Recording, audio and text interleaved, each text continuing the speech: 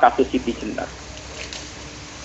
Orang yang mendalami la ilaha illallah secara intensif, ya, entah itu disebut kalimat sodo, bosuluk, boseloko, mbah kono semua. Orang yang memahami la ilaha illallah secara intensif, itu pasti menuju ilmu hakikat. Dan menuju ilmu hakikat pasti ngalami hakikat yang khoyali. Ini rungokno tenan iki. Hakikat yang nopo? Khoyali. Dan hakikat yang khoyali ini mulai menipu. Ya, kalau sudah begitu ruwet. Misalnya ngeten ya. Ketika kula maca nggih diskusi ini utai perdebatannya Kalijaga mbek Siti Jenar. Saat itu ada Sunan Bonang juga. Kamu sujud pakai apa Kalijaga? Ya pakai jasad. Dari Siti Jenar. Daging kamu itu hanya onggokan daging. Nanti itu jadi bangkai. Dan setelah jadi bangkai itu habis. Kamu nanti ditulis Tuhan tidak termasuk yang sujud. Kebuat yang mbok sujud itu bentek. Mikir kan juga. Rugi ke sujud mbek bathuk mbek tangan. Jasatem sampean kuntek. Ora ana sing crita kowe nak sujud mergo jasad itu mau sampean dadi bang. Lah nak ngono sujud ning hakikat ora usah bathuk, ora usah tangan, ora usah sikil, yo rohem iku lho kon sujud mbek pangeran. Nak sujud mbek fisik ku rugi wong fisik sampean. Mikir kali. Orang bolak-balik kali Joko mantan wali preman terus jadi debat pusing. Siti Jenar tahu belajar tak tahu menang Irak. Yang jelas yang mulang gak sadar mau orang menangis. Wah, ini menjadi perdebatan. Sehingga keyakinannya kayak Siti Jenar, la ilaha illallah itu ya wahdatul wujud itu innalillahi wa inna ilaihi. Selama ini kalau orang syariat misalnya, orang syariat itu kalau ada orang mati, misalnya Kak Ruhin mati, ini aku kan muni innalillahi wa inna ilaihi raji'un, saiki Ruhin wis mati itu balik ning pengen. Itu cara wong hakikat kan salah besar. Orang mati itu tidak ada, cara ilmu hakikat dan orang mati itu tidak ada. Roh ini tersiksa di alam fisik. Jadi ruh ini tersiksa di alam fisik. Karena ketemu ning jasate Ruhin. Tersiksa itu. Akhirnya apa mangane kudu kerja piring Jepang tersiksa roti. Asal roti memang tersiksa. Misalnya kiai pemangan adalah kudu pidato 2 jam bareng tersiksa. Roti kenapa? Tersiksa. Mergo ora buta mangan, ora buta ngombe, tapi gara-gara melok fisik. Paham ya? Lho ini tenang dia ketawarai ya bener. Lah kula boten. Sampeyan bejo lho guru waras maksudnya nggih. Artinya waras secara akademik karena ada referensi, ada marojek, ya. Waras secara hakikat. Kulo nu mau merasake sampean wis ilmu hakikat. Artinya saya juga ngalami ilmu hakikat. Lan ketika ini sekarang hikam, wong ora tau mukasafah ora jadi ulama. Entah sekian detik ulama itu harus pernah mukasafah. Biar merasakan ilmu nopo aja. Tapi ilmu hakikat itu bisa dilogikakan sebelum sampean sampai secara musyahadah. Paling enggak bisa sampai secara logika. Manusia itu mulai Nabi Adam sampai sekarang itu kan punya roh, dan roh itu tidak makhluk. Ya, roh itu tidak makhluk. Ketika roh itu diletakkan di jasad, dia itu tersiksa. Karena ketika dia ke jasad fisik, itu namanya mengalami keterpisahan dengan yang abadi. Dia ini ning jasad fisik tersiksa. Karena dia harus di alam yang kasat mata, alam mulki. Tersiksa. Ketika dia tersiksa, melok ruhin, akhirnya pemangane kangelan, akhirnya lesu mangan. Padahal roh gak butuh mangan, perlu dicatat roh gak butuh. Ya ora butuh gunung kidul barang kan ora butuh rabi. Paham kan? Ya ora butuh putus cinta, ora butuh pegatan, ora butuh macam-macam. Paham?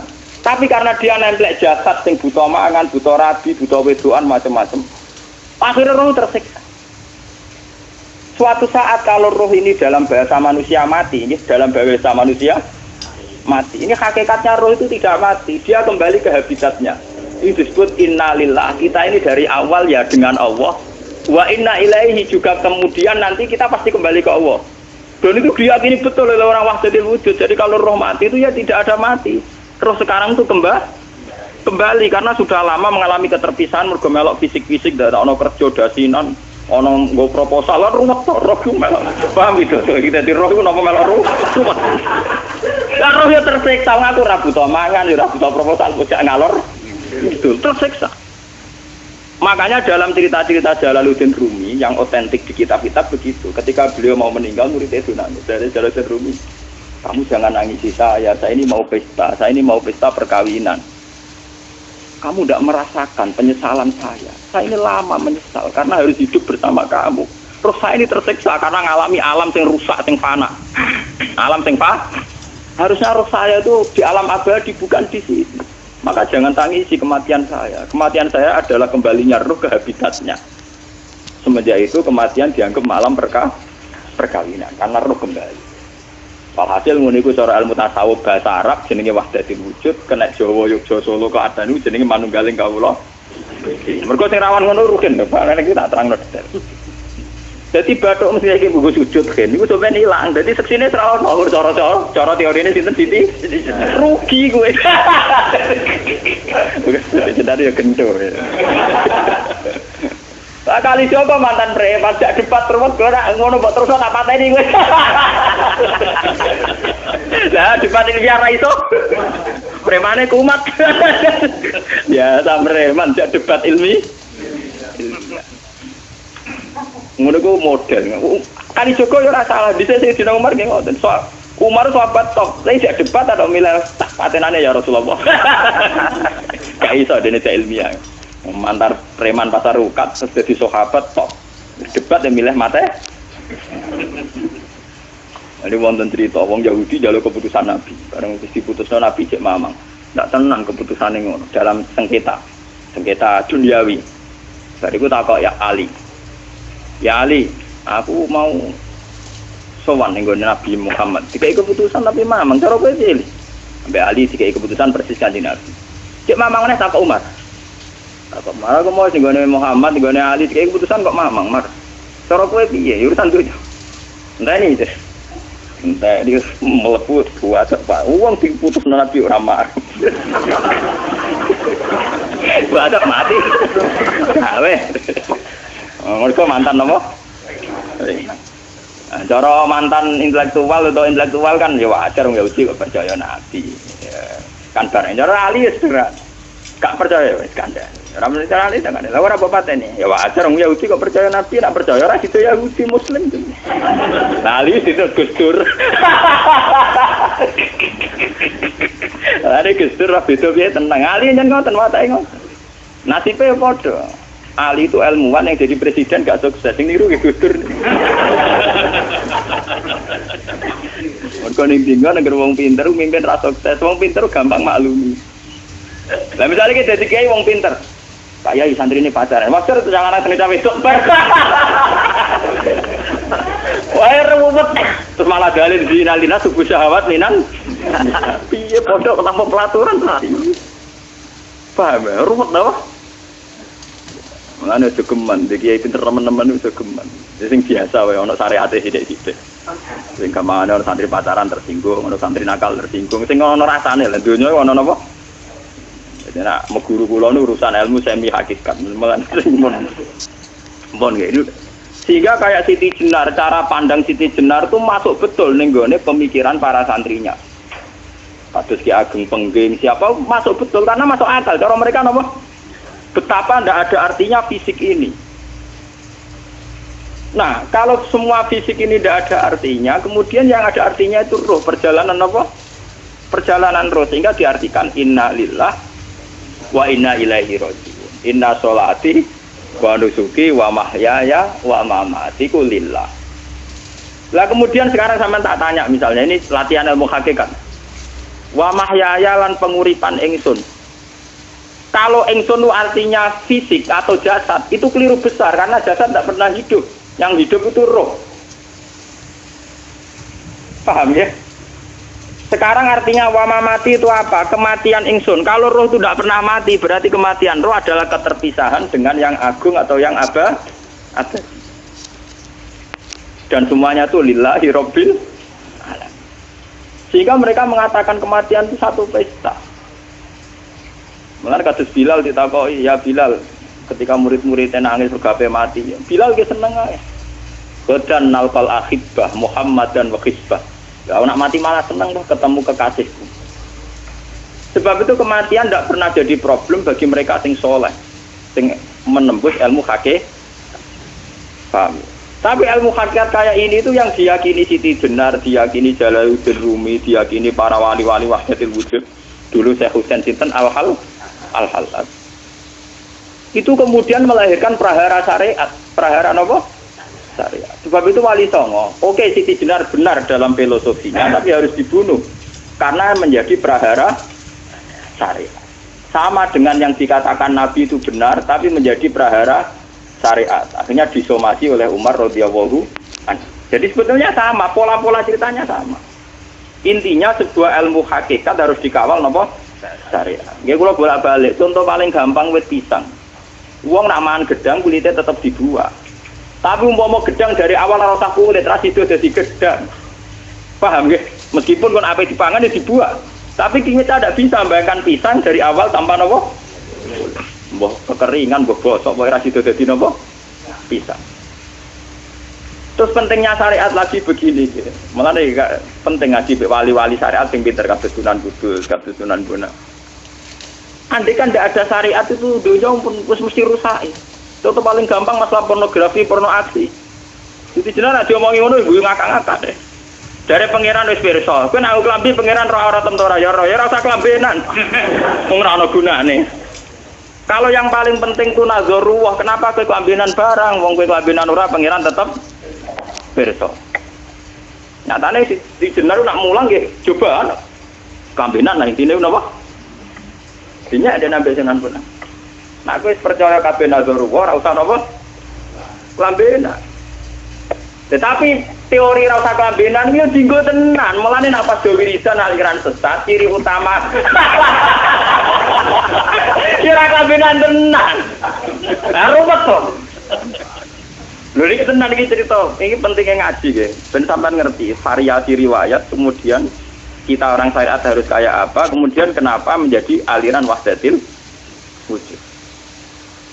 Lah terus kita-kita ini kan orang syariat. Memang kelemahan orang syariat itu akeh kok sampean-sampean siji mesti ra kramat. Modele ora duwe bingung, ruwet. Urip wong syariat lho apa? Jeneng bojo wedi, jeneng tangga wedi, pengaruhe menurun. Pancen orang syariat itu banyak kriminal tauhidnya itu memang jelas. Melane kiai-kiai fikih nak ketemu kiai-kiai sing setengah jadah wedi mergo iso nebak atine. Ndekne meriang langsung. Sing kiai ora tau salat keramat padahal ngambungan wong. Sing dina salat 4 waktu kok ora tau keramat. Wong ape buah utang tanggane keramat apane? Sing kono ngawur-ngawur sowan pirang. Meriang mulai wong syariat ngadepi wong hakikat napa? Mulane jogeman ge dadi wong syariat sing ngene iku bahaya. Nah kula mboten ngarah. Sampai dadi wong syariat sing ra keramat. Bahaya sekali itu bagi perjalanan agak. Kalau sering ketemu kiai-kiai yang terkenal keramat di Juwaduk tiang-tiang hakikat. Ditantang kanca-kanca kula wani, nah tantang aku tetep rawani kok. Mikir deh. Karena orang yang sama-sama ke jalur hakikat tetap punya alamat, tetap wonten simahum fi wujuhi min asaris. Cara pandangnya mesti sama. Kalau nanti ketemu murid, ya artinya yang ikut aliran Siti Jenar, dia ada sholat, ada apa, hidup di satu tempat gitu. Padahal dia bisa baca ihya. Dulu pernah mondok di Mekah, pernah di Irak. Itu ya meresahkan para kiai. Kemudian sebagian mereka minta saya suruh ketemu. Ya walhasil kalau ketemu pertama gitu. Jenengan Gus Ba, tapi zaman roh jenengku teu pernah tak arani muka sapa. Nggih biasa mawon. Kula ora usah kenal jenengan nggih kenal. Dadi kula nggih biasa mawon. Lalu pernah ngajar-ajaran saya Gus ning donya tak enteni mau turu-turu ngenteni mati ngono Gus kok repot. Jawaban kula terus ya. Sampai jare wong hakikat wong ngenteni mati barang. Ya mati wis saiki iku. Ora usah ngenteni saiki padha-padha wis napa? Wis mati. Ya saiki wis padha-padha wis urip. Wis padha kabeh. Nah cara ilmu hakikat itu kan terus sama semua. Napa? Sama semua. Tadi makanya itu tadi. Kalau baleni malagi, logika hakikat itu begitu ya. Roh itu ditiupkan oleh Tuhan ke kita. Kemudian roh karena ikut alam fisik, alam jasad, roh ngalami yang kita alami. Okay? Ketika roh ngalami yang kita alami, dia tersiksa. Nah, ketika roh sudah terpisah dari jasad yang mengekang, yang memenjara ini, dia senang terus kembali ke Tuhan. Ini disebut inna lillahi wa inna ilaihi. Nah, jasad ini kemudian menurut ilmu hakikat nggak ada gunanya sama sekali total. Hilang di telan tanah. Lah kalau begitu jasad iki nak mbok agul-agulan. Gusti bathuk kula tak nggo sujud tangan kula ndi buktine tangan wis ora ana. Bathuk wis ora. Mulane dari Siti Jenar, hanya wali bodoh kayak kalian yang punya ajaran bodoh begitu. Malah rasupan terus. Mulane Sunan Kalijaga semangat kon mateni mergo tambah omongane glodro tok ndi. Tapi yang enggak disadari Siti Jenar yaitu tadi. Inti dari ilmu hakikat itu kan tunduk sama kersane Tuhan. Kalau sudah tunduk pada kersane Tuhan, kalau kersane Tuhan roh kita harus di jasad. Dan wujud jasad kita ini juga karena kehendak Tuhan. Kenapa yang wujudnya jasad yang karena kehendak Tuhan engkau ingkari? Sementara wujudnya roh tidak kamu ingkari. Toh wujudnya jasad ya bi iradatillah wa bi masyiatillah. Wujudnya roh ya bi wujudit bi masyiatillah wa ira. Harusnya fungsi jasad juga harus kamu akui toh Siti Jenar. Wong sekarang kita punya jasad ya bukan karena kita, karena kehendak Allah. Kenapa kamu ingkari? Berarti kamu mengingkari kehendak meneng Siti Jenar.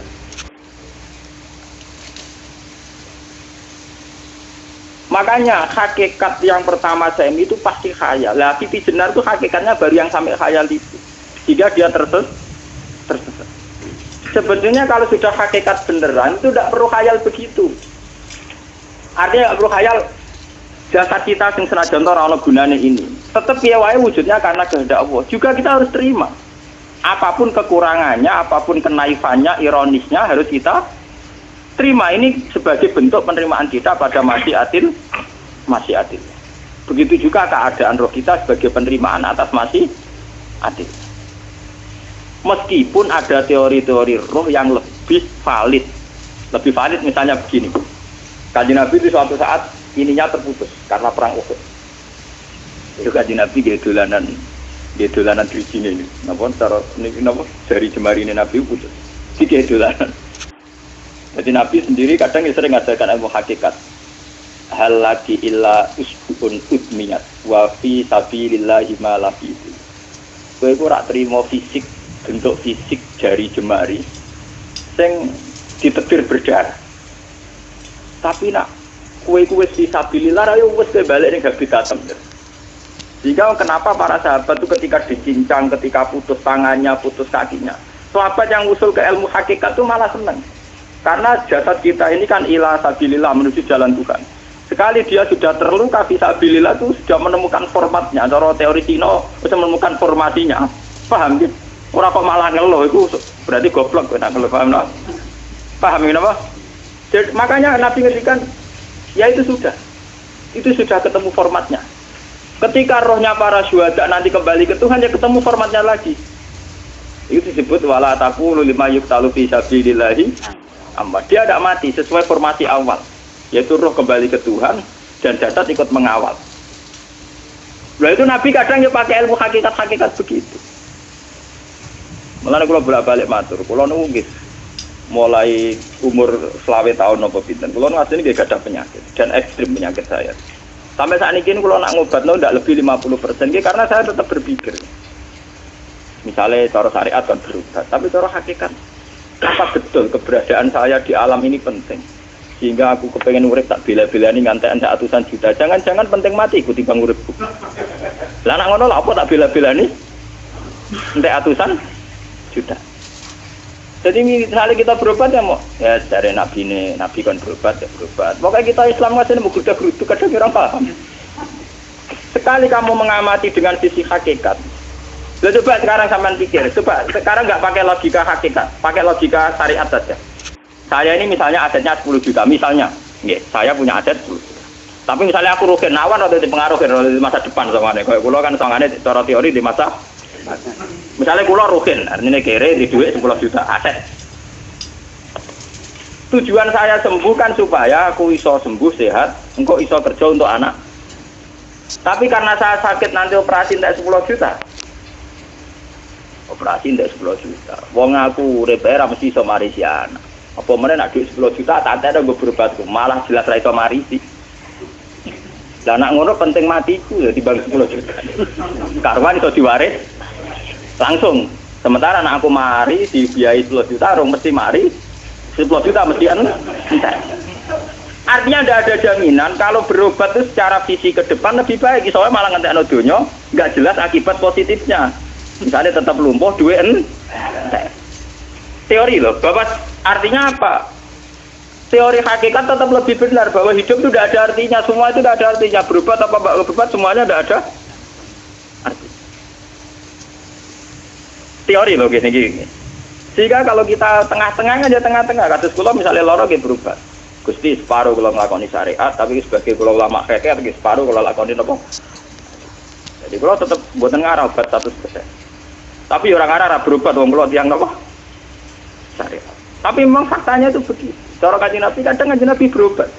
Kadang Kanjeng Nabi wis nikine tercincang digeguyon nak. Wah lagi illa usbuun udwiyat ora apa driji sing gak melok-melok. Nah, bukti bahwa jasad itu begitu tidak penting. Kayak Sayyid Hamzah. Menurut Sayyid Hamzah nganggep wahyu bentone ra karuan. Kalau teori Siti Jenar itu benar, teori Jalaluddin Rumi benar teorinya lho, ora kok ra salate lho, nggih. Maksudnya kok nganut ra salate. Benar cara analisis roh. Ketika Sayyid Hamzah dinyatakan mati oleh manusia, oleh hukum manusia dinyatakan mati karena dia sudah tidak bergerak. Dalam teori hakikat kan rohnya Sayyid Hamzah sudah fi khawasili tuyur dan khudrin. Rohnya sudah diambil Tuhan, tidak mati. Paham ya?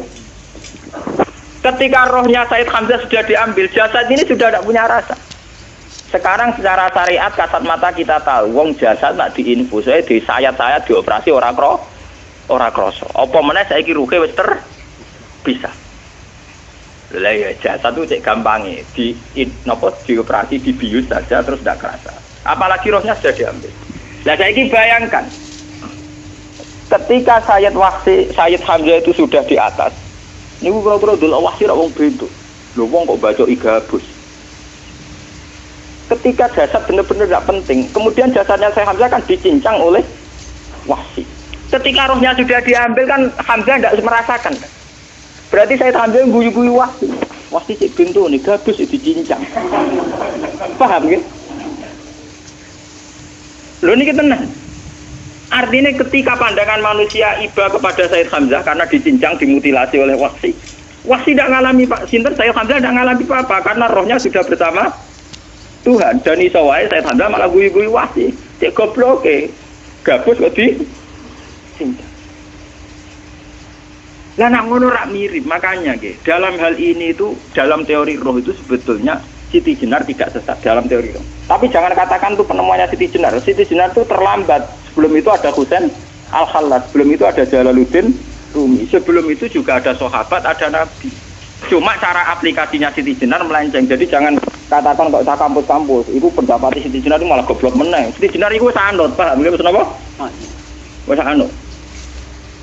Nah, teori yang sama terjadi pada Yesus Kristus. Ketika Yesus misalnya secara lahir dicincang, dimutilasi, diapakan oleh orang Yahudi. Sebetulnya rohnya dia sudah bersama Tuhan, kembali ke Tuhan Bapa, nah cara Kristen. Nah cara Islam ya balik ning pangeran. Andaikan itu iya, itu ya tidak ada masalah karena hakikatnya dia tidak dicincang, tidak dibunuh. Andaikan iya lah, tentu menurut Islam yang dibunuh Yudas atau siapa itu yang masuk dia lah. Tapi sama sebetulnya teorinya sama, kalaupun iya tidak ada masalah. Oke, kalau misalnya Nabi Isa karena ada kontroversi menyangkut dia atau Yudas, sekarang yang Zakaria dan ya. Zakaria Yahya itu dicincang betul oleh orang Yahudi, matinya dimutilasi. Tapi dia tidak apa-apa. Karena ketika beliau dicincang, rohnya sudah diambil. Ini rumah tenan kan, ben kira untuk kendel mati paham kan ya. Jadi maksudnya ini kalau ajari nak mati itu tidak problem. Ini kalau urip wedi lho. Nah ini bersamaan paham ya. Kaitan la ilaha illallah ini nanti semuanya sama kaitan sama apa? La ilaha illallah. Ini nanti ujungnya sama dengan la ilaha illallah. Begitu juga seterusnya. Misalnya Yahya kalian sinten? Zakaria. Ketika Tuhan ditanya, jadi tenggene alam malakut pangeran ditakok, ya Allah, Yahya dan Zakaria itu kan hamba pilihan engkau. Ketika dicincang kok jenengan biarkan. Endi Yahya Zakaria dicincang? Aku iku ora goblok dari pangeran. Sedurunge dekne dicincang jasate ruhe sak jipuk. Dadi dekne ora krasa blas. Begitu juga ning tafsir-tafsir sampean lihat wa Maryama. Sayyidah Maryam yang istrinya Fir'aun. Itu kan dia iman sama Nabi Musa. Asiyah, ya. Asiyah imro'ati napa? Fir'aun. Asiyah imro'ati Fir'aun, ya. Itu kan dihukum oleh Fir'aun. Ketika mau ditumpahi napa? Batu besar. Iku Allah ketika di pangeran, ya malaikal mauti, cepat ambil rohnya sebelum dihunjami batu besar. Terus rohnya diambil. Sebab itu dalam hukum Tuhan, Tuhan itu tidak merasa bahwa Tuhan membiarkan Asiyah, membiarkan Hamzah, membiarkan Yahya, membiarkan Zakaria. Dalam hukum Tuhan, semua orang ini roh-roh terhormat. Akhirnya nak anggo teori iki sing nyincang malah goblok, wong gabus goblok cincang ngono lho. Nak anggo teori iki malah berbalik, sing goblok sing nyincang. Paham sih? Yo ora kok sesuai sampean kiaskan saja. Wong dibius wae disayat-sayat gak kroso. Kaya apa nak ruhe bener-bener wis tercabut terpisah. Rasane nang ndi? Iku sing disebut wala taqulu limayuk talu fi sabilillah napa? Lah kemudian roh ini kemana? Nah, roh itu sudah menyatu dengan kalimat tauhid. Mesti roh itu bersaksi la ilaha illallah. Itu sing disebut ning alam roh ketika Allah tanya alastu bi rabbikum mesti qalu bala. Mesti mereka jawabnya apa? Bala. Karena alam roh tentu lebih mudah bersaksi akan keberhadiran dan keeksistensi Tuhan Allah Subhanahu wa taala. Paham ya niki sampean penting. Nah, ketika kalimat tauhid sudah menyatu kayak begini, itu mesti kalimat tauhid sing mesti langsung untuk swarga. Itu dimaksud Nabi mustaiqinan biha qalbu mukhlishon biha qalbu. Ati itu qalbu kan nggak bisa kamu artikan jantung atau liver kayak teori modern sekarang. Misalnya qalbun itu apa? Dari kiai qalbun itu jantung. Nah ngono beda mek liver. Lah nek liver apa kabidun niku akal-akalan aja padha ora paham. Bahasa kolbun, fikrun, aklun itu sesuatu yang misteri. Lah roh ini kemudian dengan kalimat tauhid sudah menyatu disebut mukhlishon biha kolbu. Ada tingkat kemurnian hubungan roh dengan kalimat tauhid. Lah kalau begitu pasti dakhalal jannah. Karena tidak mungkin kalimat tauhid kok di neraka. Lah ini mau masalah-masalah hakikat. Wong sing gak tahu petualangan hakikat, momennya sing sering bingung bakas duit, bayar kredit, utang jatuh tempo. Ora usah melok mikir, utek kamu sentak gue mikir duit.